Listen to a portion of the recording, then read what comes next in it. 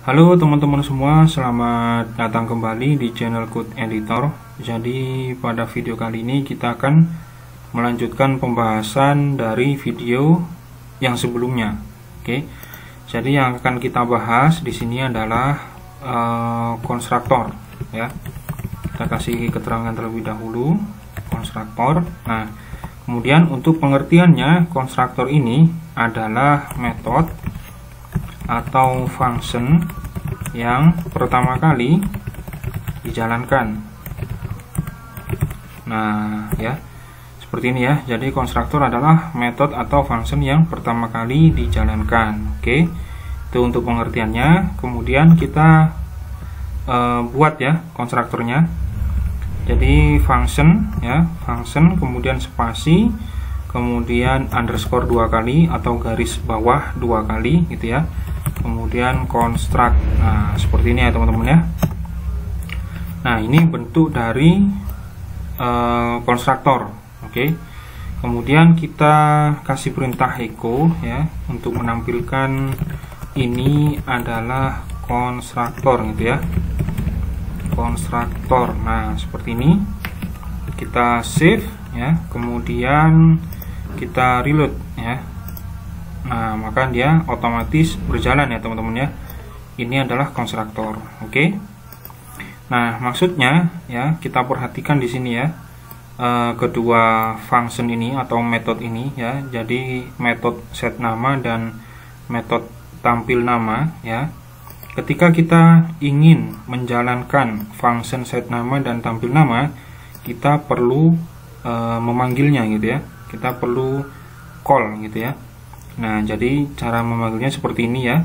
Kita sudah bahas di video sebelumnya. Nah, sedangkan untuk konstruktor, nah ini tidak perlu kita panggil ya. Jadi secara otomatis dia akan berjalan atau running gitu ya. Nah, seperti itu teman-teman. Oke.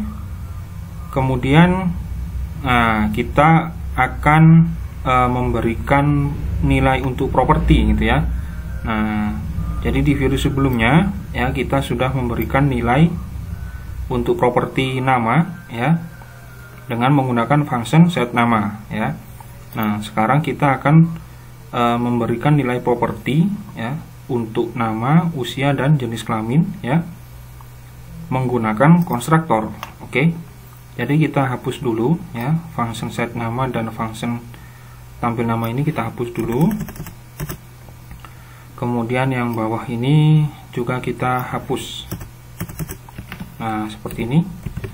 Dan echo di sini kita hapus. Oke. Nah, kemudian ya kita beri parameter di sini ya di dalam kurung. Misal par nama gitu ya. Parameter nama ya, kemudian kita kasih par usia. Ya, parameter usia, kemudian par JK ya, jenis kelamin. JK ini jenis kelamin ya. Kita singkat biar tidak terlalu panjang untuk nama parameternya. Oke, kemudian kita set ya. Kita set terlebih dahulu this nama ya, propertinya. Properti nama ya, this nama sama dengan par nama gitu ya. Parameternya ya. Nah, kemudian this usia sama dengan par usia ya, titik koma. Nah, dan yang terakhir this jenis kelamin sama dengan par jenis kelamin, par JK ini ya. Oke, titik koma jangan lupa. Nah, sekarang kita sudah men-set ya. Kita sudah setting, kemudian tinggal kita kasih nilai ya. Nah, untuk memberikan nilai itu di sini ya teman-teman ya. Oke, langsung saja. Untuk nama kita kasih Ridwan gitu ya sebagai contoh. Kemudian umurnya misal 18 tahun gitu ya. Kemudian untuk jenis kelaminnya laki-laki gitu ya. Ini sebagai contoh. Nah, kemudian ya kita akan tampilkan objeknya yaitu orang ya. Kita gunakan perintah printr ya. kemudian kita lihat hasilnya. Oke, kita save terlebih dahulu ya teman-teman ya, kita simpan terlebih dahulu, Ctrl S ya, kemudian kita balik ke browser, kita reload. Nah, kayak muncul seperti ini ya. Nah, manusia objek. Nah, objeknya jadi ini properti ya. Kita lihat di sini ya. Jadi properti nama sudah ada nilainya yaitu Ridwan. Kemudian properti usia 18 dan properti jenis kelamin ya ini laki-laki ya. Nah, jadi ini teman-teman, ini properti ya. Nah, misal kita tambahkan properti ya di sini ya. Misal properti apa ya? Manusia ini misal alamat gitu ya. Sebagai contoh ya. Nah, maka kalau kita reload browsernya ya, kita reload. Nah, maka dia muncul ya ini ya, alamat. Nah, cuma di sini nilainya kosong karena kita belum men-set dan kita belum memberikan nilai. Ya. Oke. Kita hapus ya karena kita di sini memberikan 3 contoh ya untuk propertinya. Oke. Sekarang kita ingin memanggil properti ini teman-teman ya. Kita balik ke browser terlebih dahulu ya. Nah, kita ingin menampilkan Ridwan ya, misal untuk contoh ya. Nah, berarti kita perlu memanggil propertinya ya, yaitu properti nama ya. Nah, jadi gini teman-teman ya, kita coba menggunakan echo gitu ya, perintah echo, kemudian $orang. Nah, kita coba seperti ini ya, kita reload. Nah, error ya teman-teman ya, kita lihat errornya di sini ya. Ini ya, object of class manusia could not be convert to string ya. Nah, jadi dia tidak bisa ya karena dia tipe datanya objek. Oke. Jadi kalau tipe data objek kita gunakan ini ya.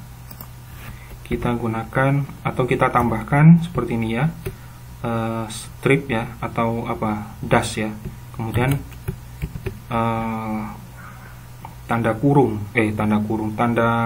apa ini?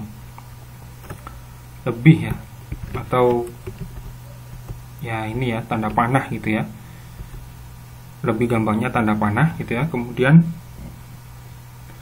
nama propertinya, misal nama gitu ya. Nah, jadi objeknya kemudian tanda panah kemudian nama propertinya. Oke. Kalau kita reload ya, wah ini muncul ya di sini ya, nggak ada BR-nya. Kita kasih BR dulu ya. Kita kasih BR 2 kali gitu ya, biar kelihatan gitu ya. Nah, kita reload sekali lagi. Nah, maka muncul ya ini ya Ridwan ya. Nah, misal kita gunakan teks gitu ya. Misal apa ya? Nama saya gitu ya. Misal nama saya Ridwan gitu ya, berarti kita panggil $orang kemudian nama. Nah, seperti ini. Kemudian kita tambahkan lagi koma ya, umur 18 tahun ya, karena nilai di properti usia itu kita setting 18. Oke. Kita panggil $orang kemudian tanda panah usia, kemudian kita tambahkan lagi tahun ya, dan jenis kelamin atau berjenis kelamin gitu ya, berjenis kelamin spasi $orang jenis kelamin. Nah, seperti ini ya teman-teman ya. Kita jalankan terlebih dahulu ya, kita reload browsernya. Nah, maka muncul ya nama saya Ridwan, umur 18 tahun dan berjenis kelamin laki-laki. Oke. Nah, jadi seperti ini ya teman-teman ya untuk pemanggilan atau cara memanggil properti di luar kelas ya. Nah, oke, gimana teman-teman? Sampai sini paham ya? Jadi cukup gampang ya. Kita setting terlebih dahulu ya nilainya di dalam construct, kemudian kita kasih nilainya atau kita beri nilainya di dalam kurung sini ya, dalam sini ya. Nah, oke. Nah, kemudian ada lagi ya yang namanya destructor ya. Kita kasih keterangan dulu, destructor ya, destruktor. Nah, destruktor ini kebalikan dari konstruktor ya. Jadi kalau konstruktor function yang pertama kali dijalankan ya, nah berarti destruktor ini metode ya atau function yang terakhir kali dijalankan ya. Nah, kebalikan dari konstruktor. Nah, kemudian untuk bentuknya kita ketikkan function ya, function spasi kemudian underscore 2 kali ya, kemudian destruct ya. Nah, seperti ini, jadi sama ya, cuma bedanya construct dan destruct. Nah, ini bentuknya ya, bentuk dari destructor ya. Oke.